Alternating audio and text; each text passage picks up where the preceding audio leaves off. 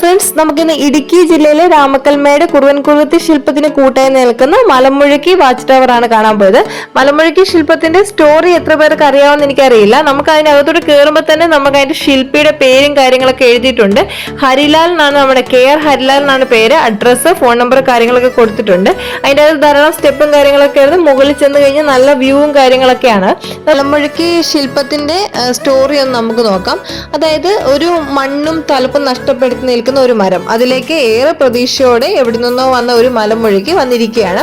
ഈ മലമുഴക്കിയുടെ ചുണ്ടില് ഒരു തൈ, വൃക്ഷത്തൈ കാണുന്നുണ്ട്. അതെന്തെന്ന് ചോദിച്ചാൽ നമുക്ക് ഒരു പക്ഷിയുടെ, ഒരു മനുഷ്യനൊരു പക്ഷിയുടെ ഒരു ആഹ്വാനം നൽകുകയാണ്. അതായത് പ്രകൃതി നശിച്ചുകൊണ്ടിരിക്കുകയാണ്, അതിനെ സംരക്ഷിക്കുക, അല്ല മരങ്ങൾ നട്ടുപിടിപ്പിക്കുക എന്നൊക്കെയുള്ളൊരു വലിയൊരു ആഹ്വാനവുമായിട്ടാണ് നമ്മുടെ ഈ മലമുഴക്കിയുടെ ചുണ്ടിൽ ഇരിക്കുന്ന വൃക്ഷത്തൈകൾ.